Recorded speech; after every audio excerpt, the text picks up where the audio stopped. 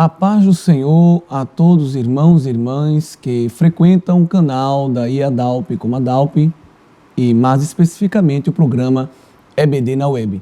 Sejam todos bem-vindos a mais uma edição, hoje referente à lição 10 da classe de adultos, a mordomia das finanças, lição que será ministrada no domingo, dia 8 de setembro. Já iniciamos com a leitura da verdade prática.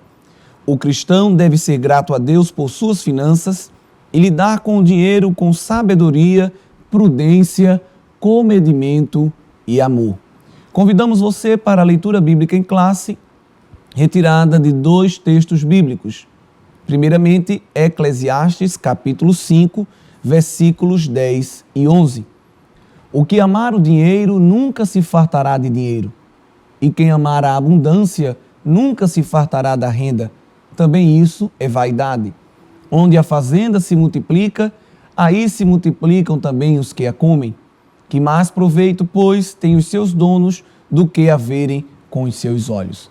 Esse texto milenar está muito atualizado e condizente com a nossa realidade em pleno século XXI.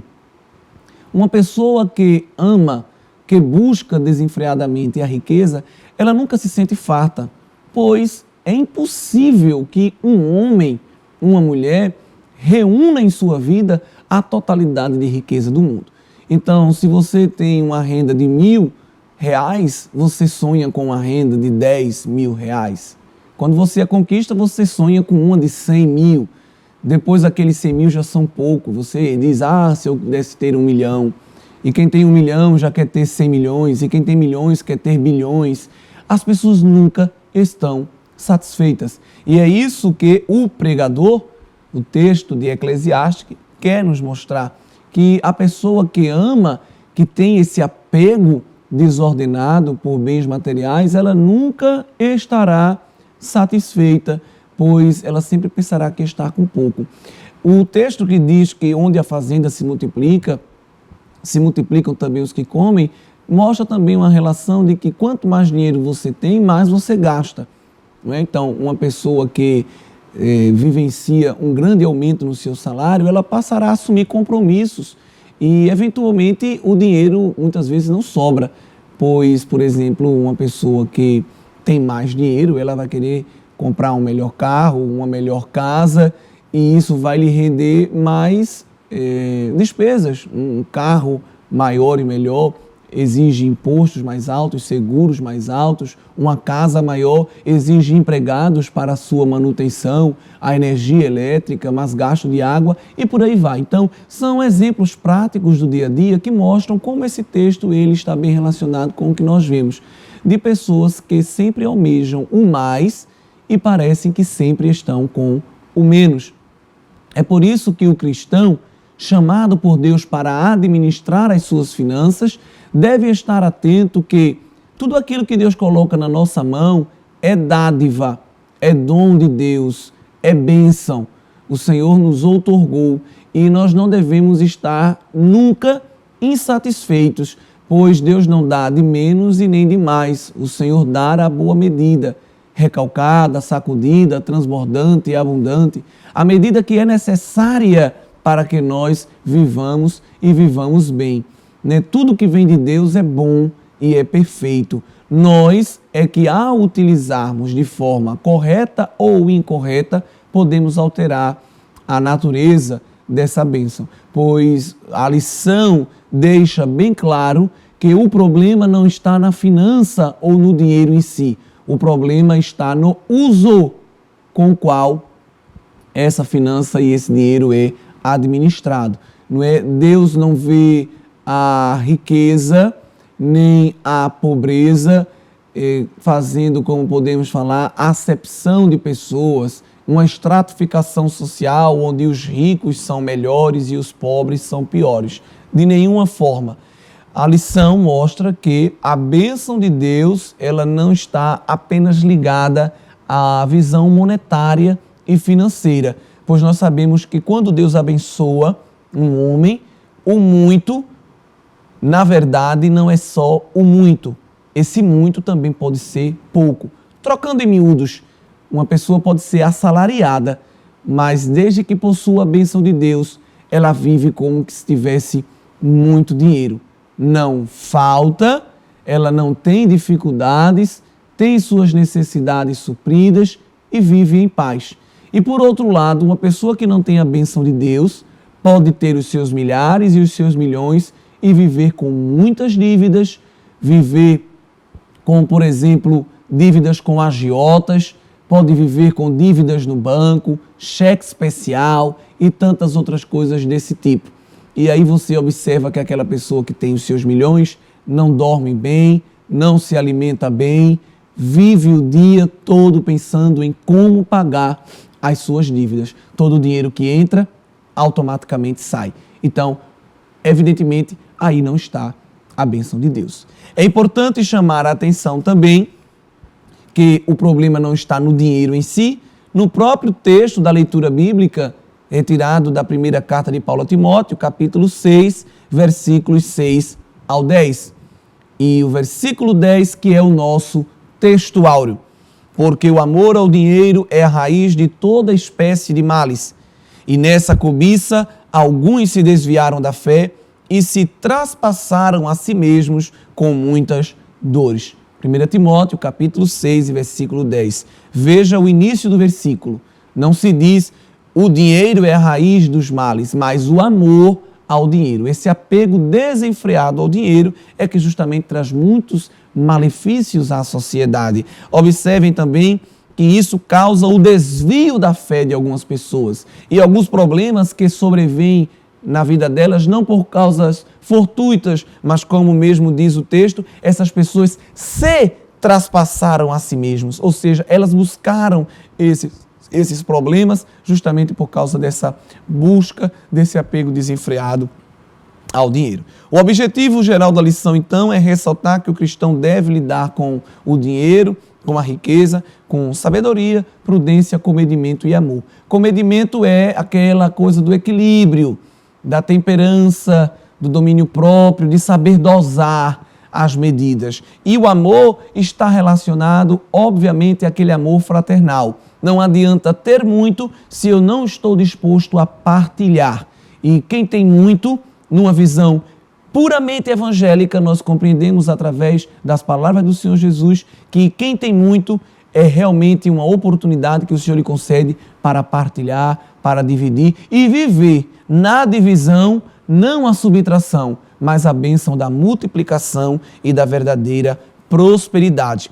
Por falar em verdadeira prosperidade, queremos já chamar a atenção do primeiro ponto, em que tudo o que nós temos vem de Deus. Mas devemos ter cuidado para não cometer o erro que é ensinado pela teologia da prosperidade, que afirma que pobreza é sinônimo de pecado, castigo, ação demoníaca e que toda riqueza é divina. Nós devemos ter muito cuidado com isso e isso aí nós vamos ter uma resposta muito prática e clara no livro de Jó, capítulo 1 e o versículo 1, quando nos diz que havia um homem na terra de Uz, cujo nome era Jó, e este era homem sincero, reto e temente a Deus e desviava-se do mal.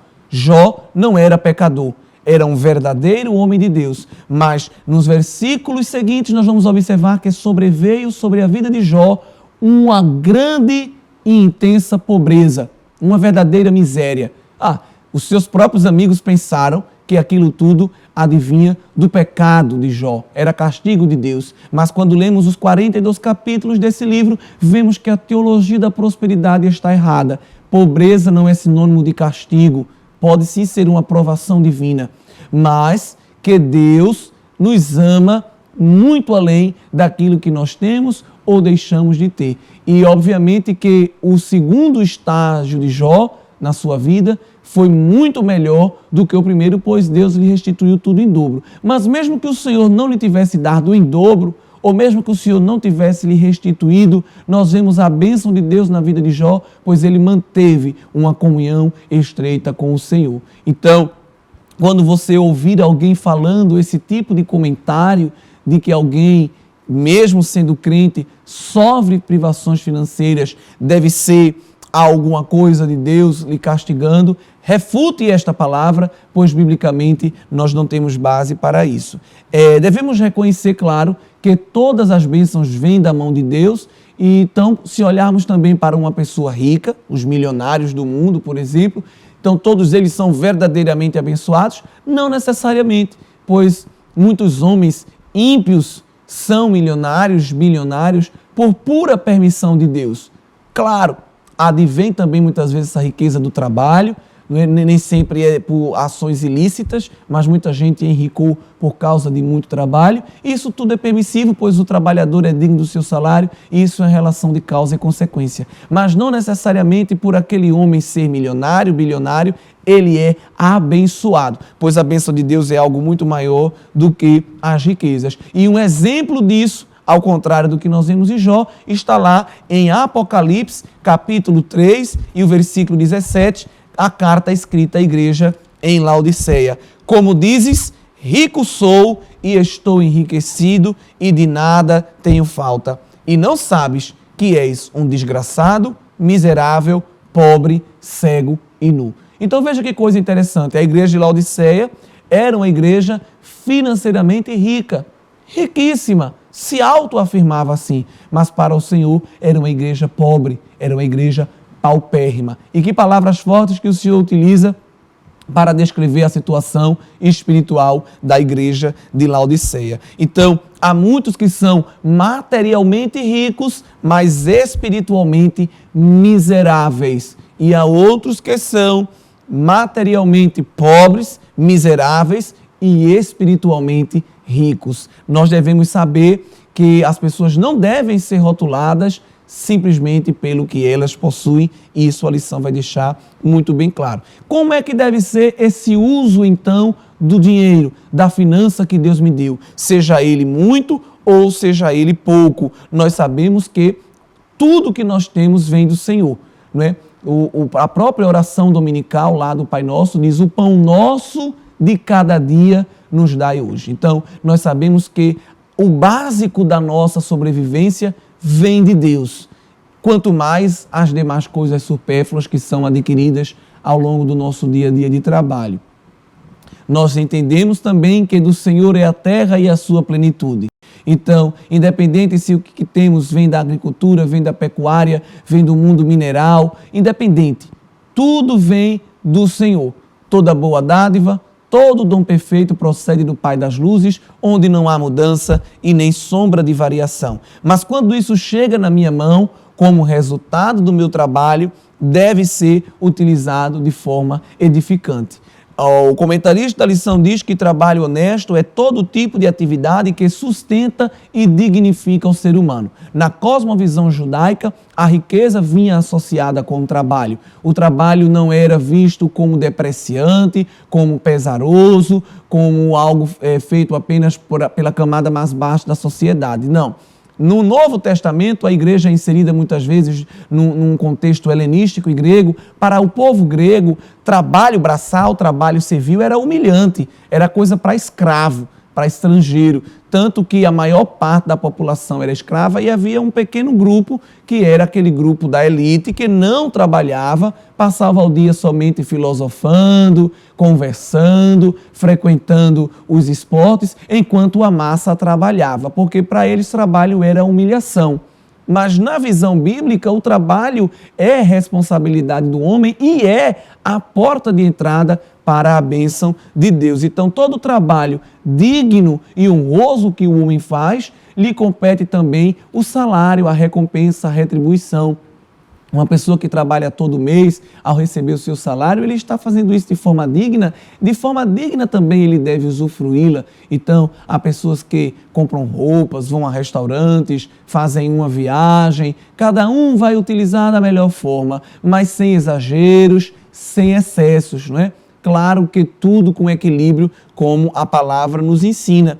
A busca pelo dinheiro é algo normal, obviamente. As pessoas trabalham não só por prazer, não sejamos hipócritas. As pessoas trabalham porque precisam de dinheiro.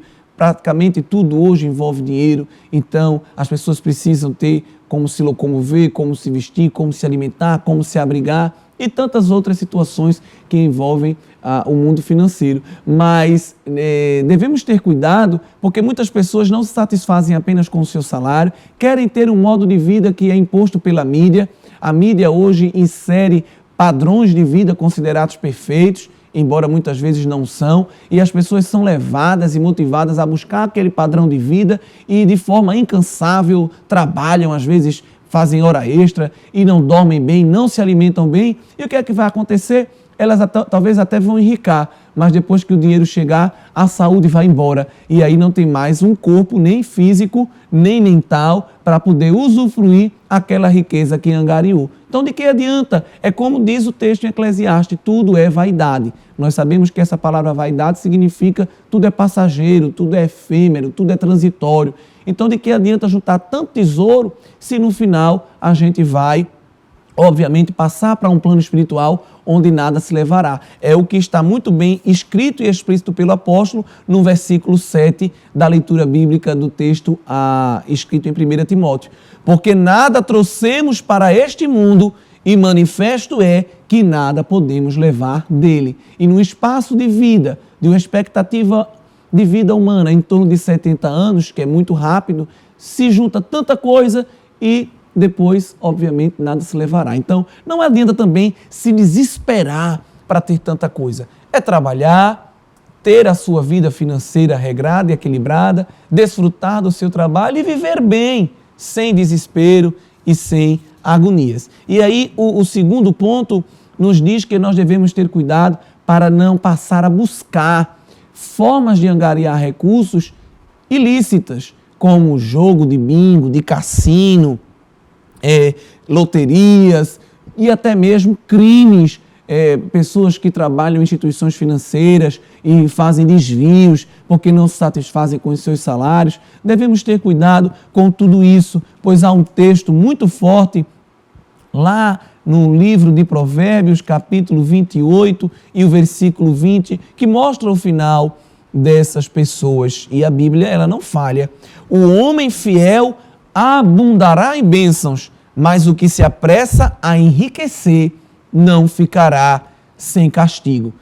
Pessoas que enriquecem de forma ilícita estão dentro daquele texto, que suave é ao homem o pão da mentira, mas depois a sua boca se encherá de pedrinhas. Então, o dinheiro fácil começa a chegar e alguém começa a viver bem e o status social aumenta, mas o final sempre é de ruína. Que o Senhor nos livre, obviamente, de tudo isso. O Deus do antigo concerto, o Deus do antigo pacto, do Antigo Testamento, ele faz o homem prosperar, mas sempre é através do trabalho e de uma vida santa e de obediência. Deuteronômio 28 tem uma lista de bênçãos, a verdadeira prosperidade.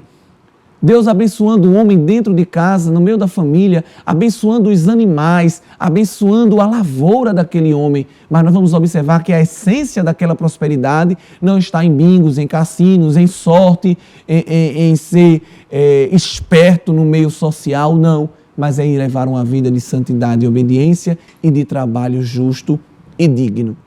E quando o dinheiro chega, como é que ele deve ser utilizado? Na igreja, na família e na vida social, chamando a atenção que os dízimos fazem parte da vida financeira do crente. Nós tivemos já uma lição que nos ensina como nós devemos administrar os dízimos e as ofertas. Não serei repetitivo, mas é importante que o professor lá no Ensino em Classe reforce novamente esta ideia. Lembrar também que nós não devemos apenas dizimar, mas ofertar, ofertas alçadas, voluntárias e alegres que devem ser feitas numa periodicidade e numa frequência que não é rígida, mas é contínua, pois o nosso coração deve sempre ser grato ao Senhor. E lembrando que essas finanças vão auxiliar a igreja na manutenção dos seus prédios, dos seus serviços, do envio e sustento de missionários, da propagação da obra social, pois a igreja ela tem muitos compromissos, que não só conta de luz e de água para o templo estar aberto em 2 horas de culto, mas nós sabemos que a missão da igreja é muito ampla e tudo isso é feito, obviamente, também com finanças e a igreja não possui recursos advindos do Estado, a igreja não é mantida por nenhuma outra instituição, a não ser pela contribuição dos seus fiéis. Mas nós não devemos apenas nos apegar ao dízimo e à oferta como uma mensalidade em que eu já coloquei na salva e já estou livre. Devemos ter uma mente livre desse comodismo e um coração liberal não no sentido de libertino, mas no sentido de alguém que está de mão aberta, disponível para ajudar os órfãos e as viúvas,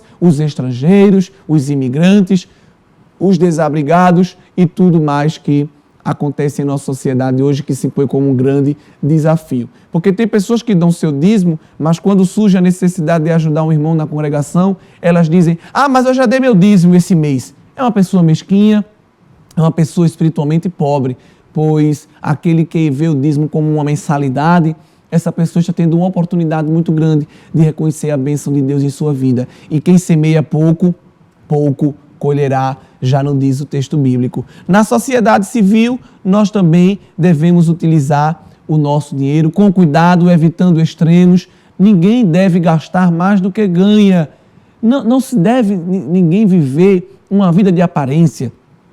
Porque as pessoas vão para o restaurante toda semana, porque as pessoas vivem comprando roupas, meu vizinho trocou de carro, meu vizinho pintou o muro da casa, eu também tenho que fazer. Não devemos viver de acordo com os outros, mas devemos viver bem conosco, bem comigo mesmo, pois é isso que Deus quer de nós. Não devemos estar desenfreadamente querendo nos comparar a uma sociedade hipócrita que quer sempre ser rotulada pelo que tem e não pelo que é.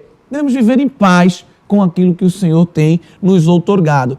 Tem pessoas que se apegam demasiadamente a juntar dinheiro, não gastam nada e às vezes as pessoas têm compromissos familiares que são negligenciados, os famosos mão fechada, e aí na sociedade tem diversos nomes, diversas piadas para esse tipo de pessoa e deixa de comprar uma roupa, o sapato já está velho, uma lâmpada está queimada dentro de casa e sei lá, um móvel que já não funciona, uma geladeira velha e as pessoas não querem gastar dinheiro, mas não é gastar dinheiro, é necessário fazer aquele serviço, fazer aquela compra, mas é um desespero para ver a poupança crescer e vão juntando dinheiro e a família muitas vezes sofrendo. Outros gastam demais e não guardam nada e se esquecem que no meio do mês alguém pode adoecer, a comida pode de repente acabar, você não ter comprado a quantidade certa, pode vir uma multa de um carro, por exemplo, quem tem carro aí nas lombadas eletrônicas.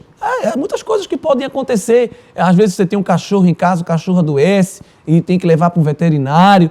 Tantas coisas. Um cano que estoura, tem que chamar um encanador para ajeitar. Alguma coisa que quebra dentro de casa e não tem uma poupança, não tem uma reserva. Todo o dinheiro que entra gasta. E aí já fica esperando o salário do próximo mês, porque tem dívidas do mês anterior e já as dívidas que estão chegando e vai vivendo uma bola de neve, não consegue viver bem.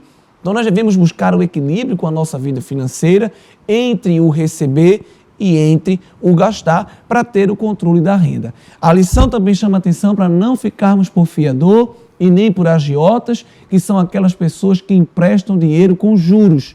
À luz da Bíblia, isso é pecado, além de ser crime, obviamente. Então, nós não devemos nem tomar emprestado e nem emprestar, pois biblicamente é errado as duas ações.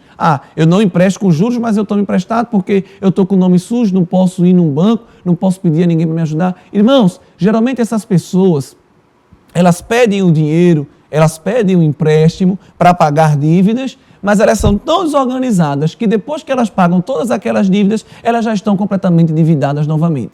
Então não funciona. A primeira ação a se fazer aí é deixar de gastar. É a melhor forma para você organizar a sua vida financeira. Hoje existem vários livros de autoajuda, vários vídeos no YouTube com dicas surpreendentes para você enricar ou enriquecer. Fuja desse tipo de coisa, isso tudo é balela. Você abre hoje um site, tem lá uma propaganda aí embaixo. Veja como este jovem se tornou milionário em 3 meses. Isso não existe em nenhum lugar. E tantos golpes hoje que são aplicados de pessoas que recebem telefonemas dizendo, olha, você ganhou um prêmio de 20 mil, de 100 mil, de 50 mil, e as pessoas se deixam ser levadas por essa propaganda por causa da facilidade em ganhar muito dinheiro. Fuja dessas propagandas de dinheiro fácil. Muito dinheiro fácil sempre é problema. E o cristão também deve pagar imposto. O Brasil é um dos países que tem os dados mais alarmantes em relação à vida financeira. Nós somos um dos países em que as pessoas mais têm o nome sujo devido ao uso indevido do cartão de crédito. Nós somos os países onde tem o maior número de pessoas, comparado também com outros países, que estão no cheque especial, que estão com a conta no saldo negativo. Quando recebem o salário, o dinheiro já sai todo, porque o que ela está devendo é maior do que o que entra. Ela vive sempre no vermelho. Nós somos um dos países onde há maior sonegação de impostos. Infelizmente, a nossa carga tributária é muito alta, mas nós não podemos usar isso como artifício para dizer, não vou pagar porque o país é um país corrupto, os impostos são altos. Pois é, mas a Bíblia diz que nós devemos pagar os impostos. Isso, pagamos IPTU, pagamos IPVA, pagamos IVA, pagamos ICMF, pagamos tanto tipo de imposto, imposto na gasolina, imposto no pão, imposto na água, imposto na energia elétrica, tudo é imposto. Mas não podemos fugir da nossa responsabilidade. O próprio Senhor Jesus ensinou que era para dar a César, ao Império Romano, o imposto e dar a Deus o que era de Deus. O texto bíblico em Romanos capítulo 13, versículo 7 diz, a cada um deis o que deveis, a quem tributo, tributo, a quem imposto, imposto. Se a gente deve, tem que pagar. E aí nós vemos, por exemplo, uma prática comum de pessoas que não pagam IPTU, e aí quando vai vender o imóvel tem lá uma dívida bem grande na prefeitura, e aí abate no valor do imóvel aquele valor porque tem que pagar para poder fazer a venda. Infelizmente, pessoas que estão com o carro na garagem. Você vai sair de onde? Vai sair com o carro? Não posso porque eu estou fugindo da blitz, o documento está atrasado, eu não paguei o IPVA. Vamos nos organizar. Sejamos prudentes, sejamos exemplo para o mundo, pois é para isso que o Senhor nos chamou, para sermos também administradores das nossas finanças. Então, a lição é muito simples, a lição é muito prática, muito direta e nós devemos estar atentos, pois com certeza há sempre alguém que está em dificuldades financeiras e, obviamente, essa lição vem para ser uma exortação e uma consolação de Deus. Organizar a vida para vivenciar e desfrutar a bênção do Senhor. Pois Deus não fez coisa com preguiçoso, com criminoso, nem com fraudulento. As coisas que Deus fez foi com o trabalhador, o honesto e o homem que está disposto a angariar recursos através do seu esforço próprio. Obviamente, coadunando isso com a bênção de Deus através da sua vida. Então, que Deus nos ajude a sermos verdadeiros administradores das nossas finanças. Você pode passar como exercício para os seus alunos que eles pesquisem na Bíblia situações que envolvem finanças, envolvem dinheiro. E aí você pode pedir, por exemplo, que ele pesquise 2 situações de pessoas que lidaram bem com as riquezas e 2 personagens bíblicas que tiveram problemas com as riquezas. Você vai ter aí uma oportunidade de, na próxima semana, consultar a resposta dos alunos e ver se eles compreenderam bem a explanação do ensino em classe. Que Deus abençoe a todos os professores e continuemos nessa marcha do ensino das Sagradas Escrituras, em nome de Jesus.